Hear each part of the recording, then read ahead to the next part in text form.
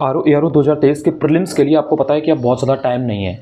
आपने test series को लगाना भी शुरू कर दिया है, टेस्ट सीरीज़ को परचेज़ करना भी शुरू कर दिया है। इसको लेकर के एक बहुत मेजर डाउट आप लोगों के सामने आ रहा है और वो ये है कि टेस्ट कब देना चाहिए, हमें टेस्ट एक्चुअल में अटेम्प्ट कब करने चाहिए, क्या होना चाहिए सीन, पहले क्या पूरा सिलेबस पढ़ लें उसके बाद में टेस्ट अटेम्प्ट करने चाहिए या फिर साथ में टेस्ट पढ़ते जाएं टेस्ट देते जाएं। इस चीज़ को मैं 2 से 3 मिनट में यहाँ पर खत्म करके आपका डाउट खत्म कर दूंगा। देखिए, मार्केट में एक बहुत भयंकर भ्रम फैला हुआ है और वो भ्रम ये है, आपको ये बोला जाता है कि पहले आप अपना सिलेबस खत्म करिए, मानक पुस्तकें पढ़िए और मानक पुस्तकें पढ़ने के बाद ही टेस्ट अटेम्प्ट करिए, क्योंकि आपके नंबर नहीं आएंगे तो आप डिमोटिवेट हो जाएंगे। ये आपने देखा होगा कि हर इंसान आपको ये बताता है। पहली बात तो ये कि आपके पास मानक पुस्तकें पढ़ने का समय है। दूसरी चीज़, मानक पुस्तकें पढ़ने को जब आप लेते हैं, जब आप खरीद के लिए आते हैं, तो क्या उसको आप कंप्लीट कर पाते हैं, पढ़ पाते हैं। तीसरी चीज़, क्या आपको मानक पुस्तकें पढ़ने का सही तरीका मालूम है? क्या आप लक्ष्मीकांत पढ़ चुके हैं? क्या आप स्पेक्ट्रम पढ़ चुके हैं? क्या आप महेश पड़वालिया जो भी NCERT है ज्योग्राफी की, क्या आपने उनको कंप्लीट कर रखा है? क्या रमेश सिंह इकोनॉमी की आपने एक्चुअल में पढ़ी है? इवन दृष्टि क्विक बुक आपने पढ़ी है?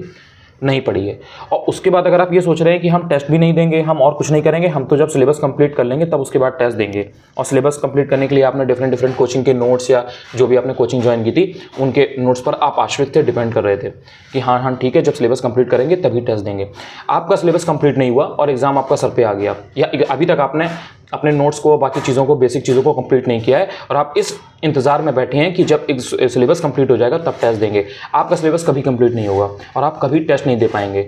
वो आपने एक चीज़ सुनी होगी ना कि ना नॉर्मल तेल होगा ना राधा नाचेगी, सेम वही चीज़ है, कभी नहीं होगा ऐसा। तो ये जो आपको चीज़ बताई जाती है, ये एक तरीके का भ्रम है, जो आपके दिमाग में एक मिथक है, जो आपके दिमाग में बैठा हुआ है और बिठा दिया गया है। टेस्ट आप दोगे, नंबर नहीं आएंगे तो वो तो टेस्ट है ना, वो एक्चुअल एग्जाम तो है नहीं। तो आज आपने अगर कोई टेस्ट दिया और आपके नंबर कम आए तो आपको कम से कम ये तो पता चला ना कि हाँ, आपकी अभी इतनी कैपेसिटी है, इतनी कैपेबिलिटी है, आप अभी यहाँ पर स्टैंड कर रहे हो। ये सब्जेक्ट आपका अच्छा था, ये सब्जेक्ट बुरा था, इसमें आपने 10 में से 5 क्वेश्चन किए, इसमें आपने 10 में से 1 भी नहीं किया, इसमें आपके 10 में से 8 सही हो रहे हैं, ये तो आपको पता चला ना।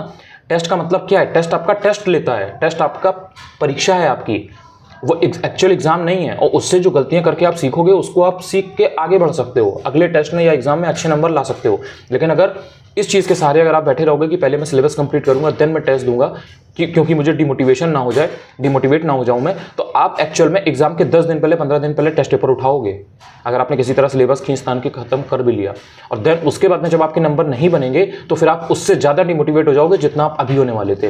और जिस व्यक्ति ने आपको ये राय दी है कि पहले आप इस तरह किताबें पढ़िए उसके बाद में टेस्ट लगाइए, वो ये एडवाइस या ये सजेशन बुरा नहीं है, लेकिन ये तब काम करता है जब आपके पास 6 महीने का, साल भर का समय हो, या फिर आप इतने योग्य हों, इतने सक्षम हों कि आप डेली 10 से 12 घंटे, 14 घंटे पढ़ रहे हो और आप जो स्टिपुलेटेड टाइम है जिसमें सामने वाले व्यक्ति ने आपको बताया है कि ये मानक पुस्तकें आप 3 महीने में पढ़ लीजिएगा, 4 महीने में पढ़ लीजिएगा, 2 महीने में पढ़ लीजिएगा, और वो आप कंप्लीट कर पाएं तो, क्योंकि उन्होंने अपने हिसाब से बताया, उनकी योग्यता क्या थी, उनका स्तर क्या था, वो कितने तेज थे, उन्होंने आपको ये डिटेल में नहीं बताया। तो उन्होंने अपने हिसाब से वो चीज़ बता दी और आप उसको कॉपी करने लगे। तो आप इस चीज़ के सहारे मत बैठो कि जब मेरा सिलेबस खत्म हो जाएगा तो मैं तब टेस्ट दूंगा। आपको क्या करना है कि आप पढ़ते जाओ और टेस्ट देते जाओ। जैसे आपने वज्र बैच के पहले, अभी अगस्त के महीने में जब सितंबर में वज्र बैच शुरू हुआ है उसके पहले आपने एंशिएंट को फिनिश कर लिया, पॉलिटी को आपने फिनिश कर लिया, आपने EVS को फिनिश कर लिया। तो इन तीनों के टेस्ट आप लगाइए। आप ऑफलाइन, ऑनलाइन आपको तमाम तरीके के टेस्ट मिल जाएंगे, मैंने आपको पहले भी बताया था। तो आप उस तरीके से अपना लीजिए और उसके बाद में इनको टेस्ट को लगाइए और उसमें जो क्वेश्चन आपके गलत हो उनको तैयार करिए। इससे टू द पॉइंट आपके टॉपिक तैयार होंगे, आपने जो पढ़ाई करी है उसका रिवीजन होगा और आप बेटर वे में चीज़ों को सीख पाएंगे। तो ये एक बहुत ही इंपॉर्टेंट चीज़ थी, इसका ध्यान रखिए, आपको डेफिनेटली फायदा मिलेगा।